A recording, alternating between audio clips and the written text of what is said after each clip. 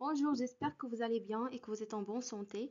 Donc, on va continuer la correction de l'exercice ou bien du concours national commun 2021 en filière MP. On est arrivé à la question 39. Pardon. Déterminer l'expression littérale des puissances des actions mécaniques extérieures.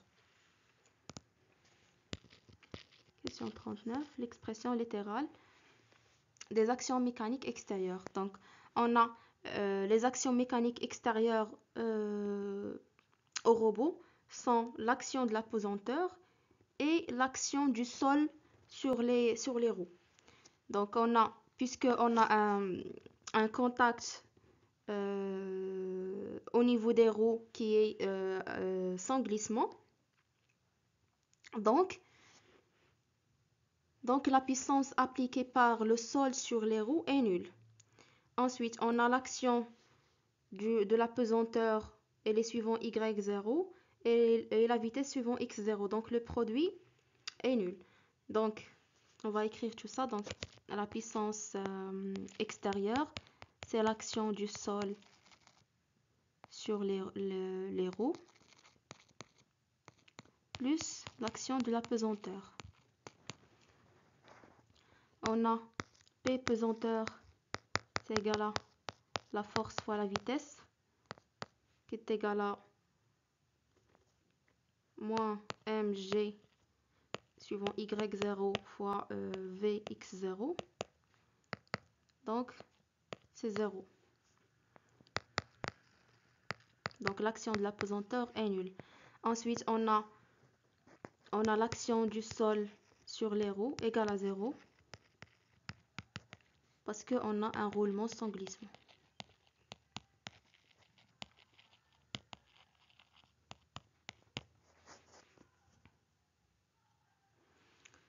Question suivante, question 40.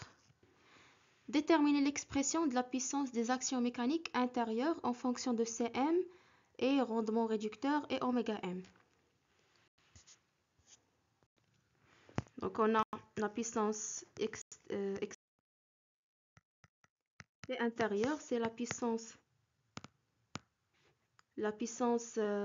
appliquée par les liaisons, plus la puissance moteur au niveau des roues.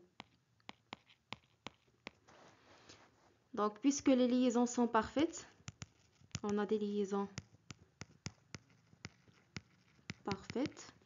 Donc, la puissance des liaisons pivot égale à 0. Et on a un moteur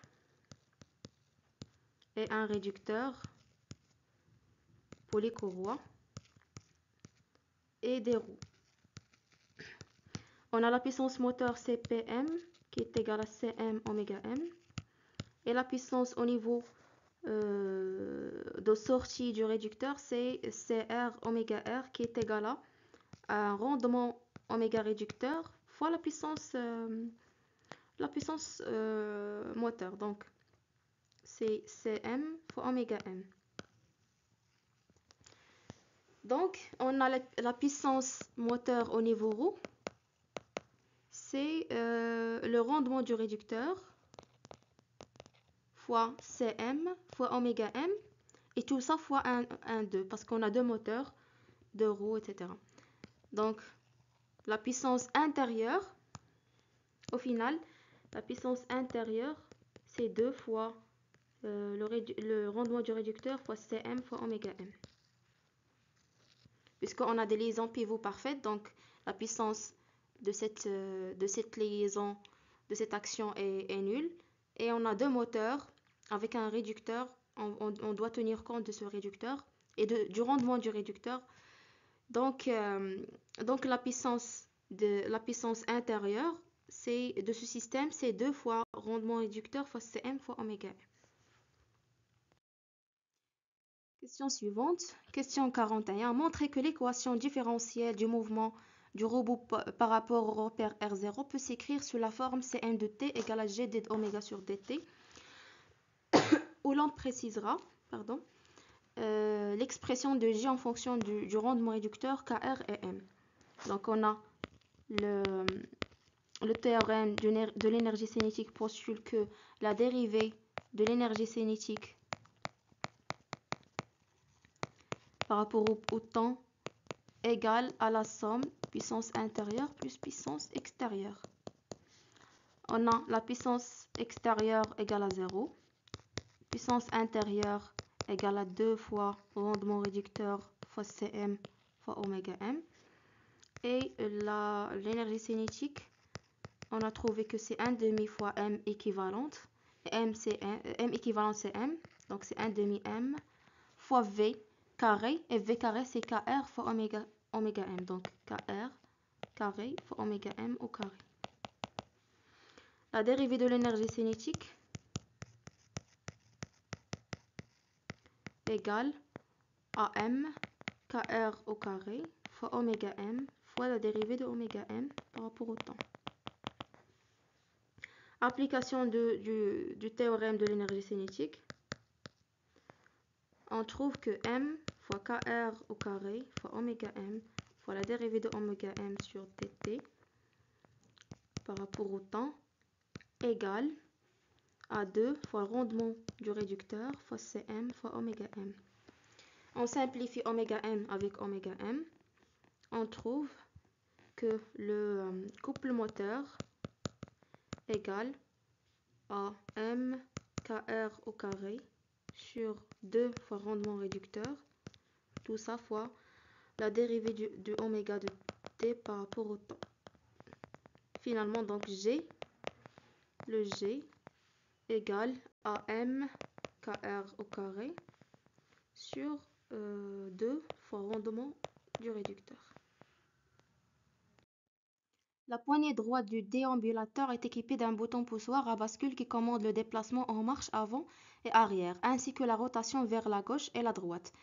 L'appui sur le bouton se fait sur 2 niveaux. Premier niveau se déplace ou tourner à vitesse lente. Deuxième niveau se déplacer ou tourner à vitesse rapide.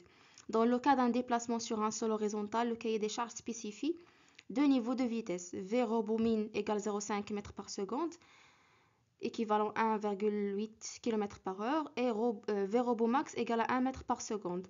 Le rendement de l'ensemble réducteur dispositif polycourroie égale à 0,89. La question 42, sachant que le temps pour atteindre la vitesse V rob min est égal à 0,1 m par seconde à accélération constante et de 1 seconde. Calculez la valeur du couple moteur Cm.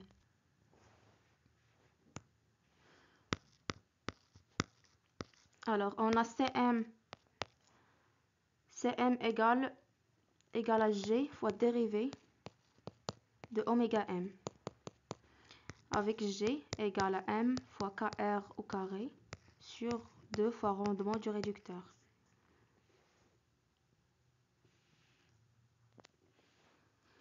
Et on a kr égale à v sur oméga m.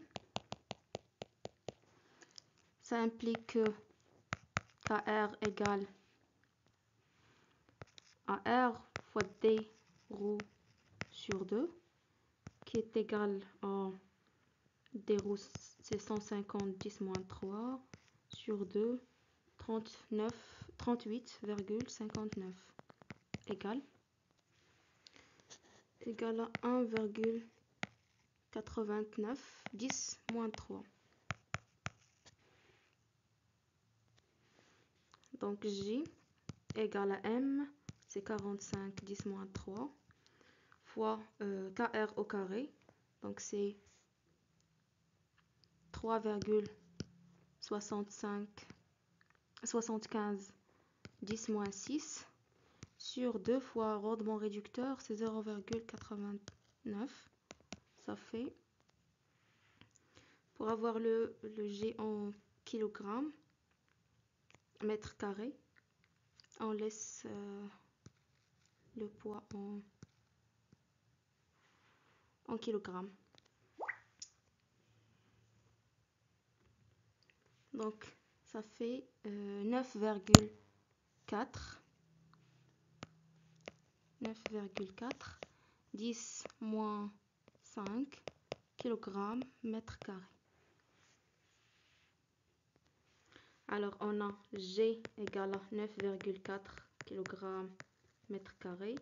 On a le KR égale à 1,94 10-3 mètres carrés. Et KR au carré égale à 3,75 10-6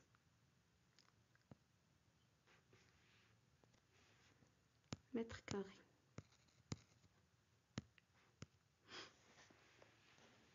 Donc,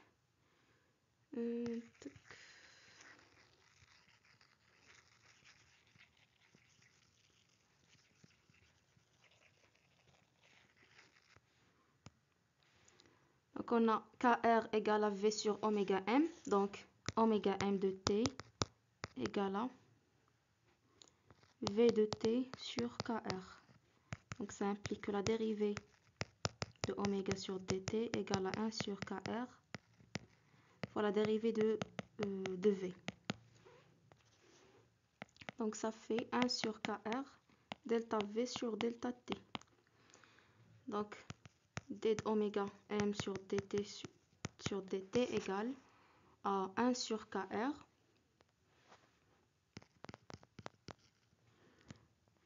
qui est égal à 1 sur 1,94 10-3 facteur de delta V. Donc, c'est 1 moins 0,5 sur delta T, c'est 1 seconde. Donc, d oméga M sur dt égale 257,73 radians par seconde. Alors, on a Cm égale à J. Donc, Cm égale à 9,4 fois 257,73 égale, j'ai oublié ici le 10-5, fois 10-5 égale 0,024 Newton mètre. Voilà. Voilà, c'est tout pour cette vidéo. J'espère que ça a été clair pour vous et à la prochaine.